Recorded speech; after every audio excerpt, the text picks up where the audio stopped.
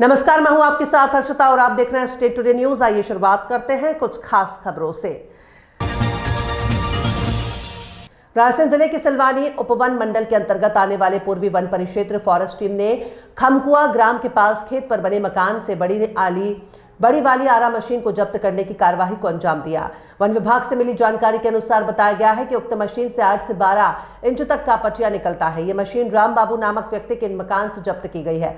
उक्त मामले में विभाग के द्वारा आगामी कार्यवाही की जा रही है। इस क्षेत्र में लकड़ी की तस्करी करने वालों के हौसले बुलंद हैं, जिस पर अंकुश लगाने को लेकर फॉरेस्ट टीम के द्वारा कार्यवाहियां की जा रही हैं। मुरैना जिले के किलारस शक्कर कारखाने पर कांग्रेस पार्टी, माकपा पार्टी, बसपा पार्टी द्वारा मिलकर धरना प्रदर्शन दिया जा रहा था। शक्कर कारखाने की नीलामी को जल्द रोका जाए, शक्कर कारखाने को जल्द चालू किया जाए। कारखाने को लेकर आज तहसील कार्यालय पर नीलामी को रोकने को लेकर हजारों की संख्या में किसान इकट्ठा होकर किसान सड़क पर उतरे और किसानों ने जमकर शक्कर कारखाने की नीलामी को रोकने को लेकर जमकर सड़क पर बैठकर धरना प्रदर्शन किया और जमकर नारेबाजी की गई। 3 दिन से लगातार चल रहा था शक्कर कारखाने की नीलामी को रोकने को लेकर धरना प्रदर्शन। शक्कर कारखाने में सैकड़ों किसान पहुंचते थे। तहसील कार्यालय किलारस पर धरना देने के बाद नेताओं को गिरफ्तार किया। कारखाने की नीलामी को रोकने और दोबारा चालू कराने को लेकर किसानों और Makpa party, Congress party, Basapa party ने किया तहसील का घेराव। शामिल हुए या तहसील परिसर पे कोई हजारों की संख्या में शामिल हुए, कोई निश्चित वो नहीं है। ये धरना दिया जा रहा था, इसको लेकर आज आम जनता भी काफी आई हुई है। क्या नीलामी रोकी गई क्या अभी तक? अभी तक नीलामी नहीं रोकी गई है और इस वजह से ये आंदोलन जारी है, प्रदर्शन जारी है। तो अभी आगे की क्या प्रक्रिया है आपकी? आगे की प्रक्रिया तो अभी तो यहाँ चल रहा है ना, सत्याग्रह जेल भरो आंदोलन का कार्यक्रम चल रहा है। तो आगे की प्रक्रिया तो फिर बाद में तय करेंगे। अगर नीलामी होती है तो क्या आगे आपका क्या धरना प्रदर्शन जारी रहेगा या नहीं रहेगा? आंदोलन जारी रहेगा।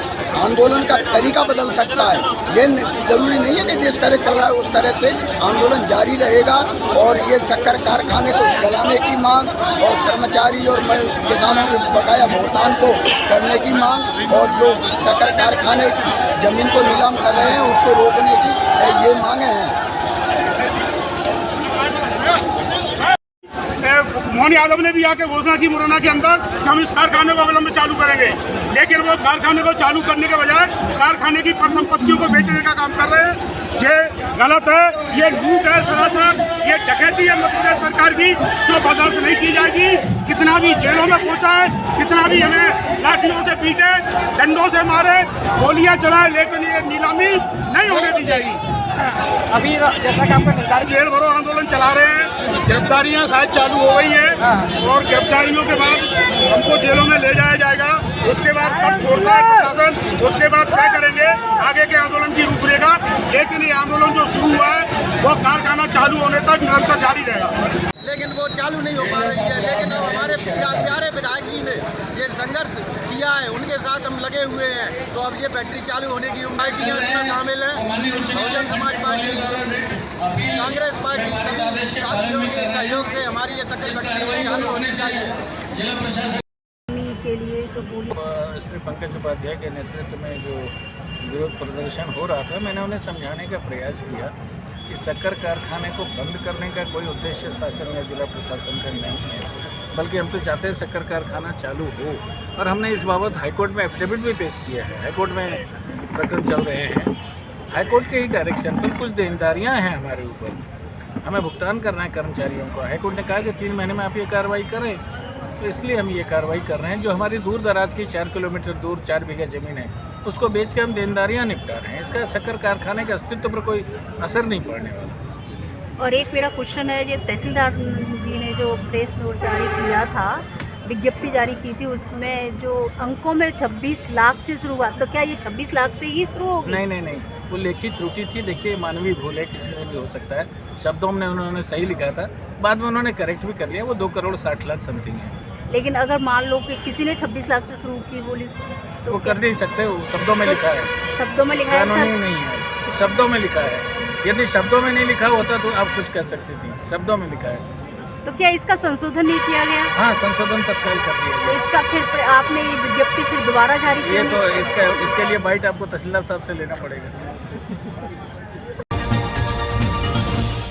बामूरकला थाना क्षेत्र के तहत लोधी समाज के लोगों ने ठाकुर परिवार पर हमला कर दिया और इतना ही नहीं, हमले के बाद वो थाने पहुंच गए।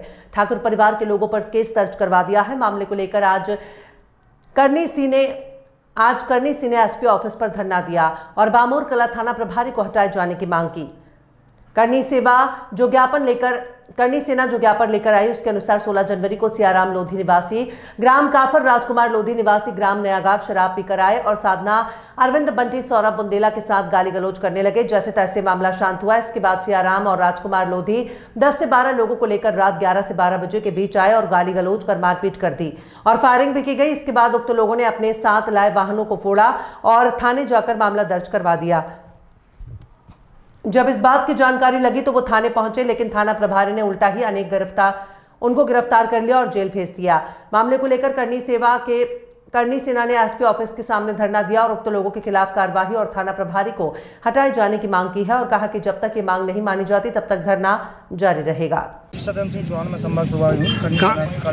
कहाँ से आए सब लोग? हम लोग सभी लोग खैंदाना से आए। खैंदाना में एक गाँव पड़ता है पिपरा, वहाँ पे एक घटना हुई है 17 तारीख को कि हमारी एक महिला को पहले तो रात में अभद्र तरीके से गाली गलौज की गई, जो कि जिला पंचायत सदस्य सियाराम लोधी उसके द्वारा, और सुबह फिर उसी ने अपनी गाड़ियों में गोली मार के 307 की झूठी कायमी करवाई है, जिसमें वो महिला भी शामिल है और उनके पति और उनके 2 बच्चे हैं। ठीक है। और उनको उसी दिन जो महिला सुबह अपनी फरियाद लेके थाने गई, बामूर थाने में, तो उसकी फरियाद ना सुन के उसी को 307 का आरोपी बना के जेल भेज दिया गया, जबकि एक शुद्ध झूठा प्रकरण है। और उसी के विरुद्ध में आज हाँ सब लोग इकट्ठे हुए। साधना सिंह नाम है महिला का। यहाँ सब लोग आए हैं और सभी की एक ही मांग है कि सबसे पहले तो जो थाना प्रभारी वहाँ पे है नीतू धाकड़, उसको सस्पेंड किया जाए, क्योंकि उसके द्वारा इससे पहले पूर्व में भी 326 की झूठी कायमी की गई है और आज वर्तमान में 307 की झूठी कायमी की गई है। भविष्य में हो सकता है कि झूठी 302 की भी कायमियाँ हो जाएँ, कुछ नहीं कह सकते उनका, तो उनको सस्पेंड किया जाए और जो जाँच है उनकी जाँच की जाए। कोई जाँच पसंद दिया आपको? अभी एसपी साहब ने कहा है कि जाँच के लिए एडिशनल एसपी साहब को बोल दिया है और इनका भी कोई हुआ नहीं है, तो जब तक हम लोग यहाँ नहीं जाएंगे, चाहे 5 दिन हो 10 दिन हो, जब तक उसको नीतू धाकड़ को सस्पेंड नहीं किया। अच्छा, आपकी मांग पूरी नहीं होती है तो फिर क्या आगे जारी रहेगा? हैं हम लोग हनुमान चालीसा पढ़ेंगे, बैठेंगे यहीं पे जब तक सस्पेंड नहीं करेंगे, या फिर प्रशासन कह दे कि तुम लोग इसीलिए हो कि मारने कटने के लिए हो, तो भैया फिर हम लोग अपनी तैयारी करेंगे, अपनी तैयारी से रहेंगे बस। Thank you. अहमदपुर में प्रतिवर्ष अनुसार इस वर्ष भी एवरग्रीन स्कूल में वार्षिक उत्सव का आयोजन किया गया। इस वर्ष आयोजन पूर्ण भगवा रहा। स्कूल के संचालक श्री सुरेंद्र जी द्वारा जानकारी लेने पर बताया कि आज ही के दिन अयोध्या में श्री राम जी प्रतिष्ठा की गई थी और इसी खुशी में मैंने अपने स्कूल में श्री राम उत्सव का आयोजन किया है। नगर में राम बारात निकाली गई, जिसका जगह जगह स्वागत किया गया। इस विद्यालय में शिक्षा के साथ संस्कार, धर्म के प्रति आस्था और प्रारंभिक ज्ञान, भाईचारा जैसी शिक्षा बच्चों को दी जाती है। भारतीय संस्कृति की झलक इस विद्यालय में देखी जा सकती है। पूर्व में जो आश्रम में जो आचार्यों द्वारा दी गई शिक्षा की अनुभूति होती है। कार्यक्रम में सीहोर विधायक सुदेश राज जी भी उपस्थित रहे। छोटे बच्चों द्वारा रामायण पर मनमोहक प्रस्तुति दी गई। सभी लोगों ने हृदय से प्रशंसा की। क्षेत्र के गणमान्य नागरिकों ने अध्यापकों की भी प्रशंसा की। इस क्षेत्र में लगभग 10 निजी है, लेकिन भारतीय संस्कृति की झलक इसी विद्यालय में देखने को मिली। ग्राम कोटड़ी में भागवत कथा में पधारे आदरणीय रणजीत सिंह चौहान, जनपद अध्यक्ष, पूर्व जिला पंचायत सदस्य तूफान सिंह जी राठौड़, शिवराज सिंह जी तंवर, डाबला गुर्जर, राजन सिंह जी सिसोदिया, गोराडिया खुर्द राजस्थान, गोपाल सिंह जी सिसोदिया, अंबा सुधांशु राठौड़ कोटड़ी और कथा वाचक अल्पना नागदा के मुखारविंद से भागवत कथा के आनंद लेते हुए सभी गांव वासियों को बहुत बहुत बधाई देते हुए आदरणीय भाई साहब तूफान सिंह जी राठौड़ ग्राम कोटड़ी के पावन धरा पर भागवत कथा का गंगा स्नान सभी लोगों ने आनंद लेते हुए शुभकामना गांव वालों को दी। आचार्य जी को भी भगवान लाल जी व्यास और सरपंच बने सिंह जी, विक्रम सिंह जी, शिव सिंह जी, रणजीत सिंह जी, ओमकार सिंह जी, गांव के कार्यकर्ता को भी बहुत बहुत धन्यवाद। ग्राम कोटड़ी के मातृ शक्ति को भी बहुत बहुत धन्यवाद। भगवान कृष्ण की कृपा उनके ऊपर बनी रहे। हम सदाचारी से चयन करें कि भागवत माता की कृपा के ऊपर बनी रहे। जय श्री कृष्णा। मध्य प्रदेश शासन जिला नोडल आनंद विभाग के निर्देशानुसार नगर पालिका परिषद झुंडपुरा में आनंद उत्सव में लोकगीत संगीत प्रतियोगिता के अंतिम चरण में लोकगीत संगीत में महिलाओं ने बाजी मारी, जबकि भजन कीर्तन गायन में पुरुषों का विजेता घोषित किया। प्राप्त जानकारी के अनुसार विगत वर्षों की भांति इस वर्ष 14 से 24 जनवरी 2025 के मध्य आनंद उत्सव 2025 मनाया जा रहा है। नगर पालिका परिषद झुंडपुरा के आनंद उत्सव कार्यक्रम प्रभारी संदीप त्यागी ने बताया कि आनंद उत्सव में आज प्रमुख रूप से स्थानीय तौर पर प्रचलित परंपरागत खेल कूद जैसे कबड्डी, खो खो, बोरा रेस, रस्साकसी, चेयर रेस, पिट्ठू, सितौलिया, चम्मच दौड़, नींबू दौड़ आदि और सांस्कृतिक कार्यक्रम जैसे लोक संगीत, नृत्य गायन, भजन कीर्तन, नाटक आदि और स्थानीय स्तर पर सांस्कृतिक कार्यक्रम का फाइनल मुकाबला हुआ। खास खबरों में फिलहाल इतना ही। और भी खबरों के अपडेट्स के लिए आप देखते रहिए स्टे टुडे न्यूज।